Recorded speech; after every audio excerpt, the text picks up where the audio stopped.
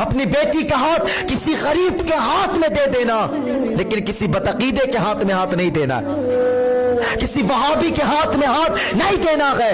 عہد کرو سارے آج کے بعد کہ اپنی بیٹی کا ہاتھ کسی غریب کے ہاتھ میں دے دیں گے، لیکن کسی بد مذہب کے ہاتھ میں ہاتھ نہیں دیں گے، کسی وہابی کے ہاتھ میں، کسی بدعقیدے کے ہاتھ میں ہاتھ نہیں دینا ہے۔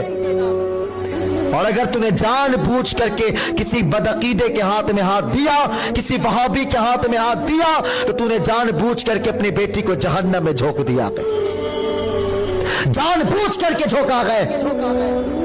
لیکن ہم مر گئے دولت کے چکر میں، مر گئے پیسے کے چکر میں، مر گئے ہم رتبے کے چکر میں، مر گئے ہم عزت کے چکر میں۔ کہتے نہیں جی داماد امیر ہونی چاہیے، داماد پیسے والے ہونی چاہیے، داماد زمین جائیداد والی ہونی چاہیے، داماد رتبے والی ہونی چاہیے۔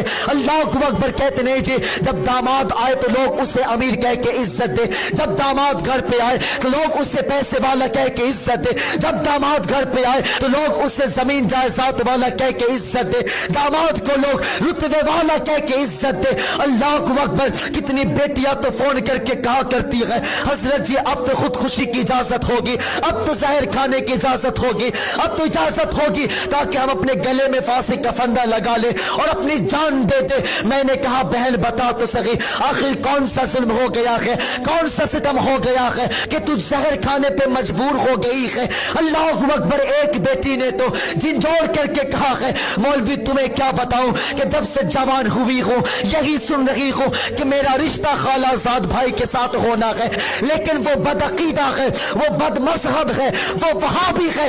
حضرت جی بتاؤ تو صحیح اگر باپ کی نافرمانی کروں تب بھی جہنم میں جاؤں گے، اور اگر بات مان لو تب بھی جہنم میں جاؤں گے، بتاؤ تو صحیح اب تو خودکشی کرنے کی اجازت ہوگی۔ میں نے کہا بہن سن، شریعت نے اتنے راستے کھول رکھے ہیں کہ اگر تیرا باپ مذہب کے خلاف جھونک دے تو اپنے باپ کے سامنے کھڑی ہو جانا، اپنے باپ کے سامنے کھڑی ہو جانا اور کہنا سن تو باپ ضرور ہے لیکن خدا سے بڑا نہیں ہے، تو باپ ضرور ہے لیکن مصطفیٰ سے بڑا نہیں ہے۔ سن اگر بات تیرے اور خدا کے بیچ میں آ گئی تو ہم تیری بات کو لات مارتے ہیں، تیری بات کو ٹکراتے ہیں اور خدا پاک کی بات کو ہم سینے سے لگاتے ہیں۔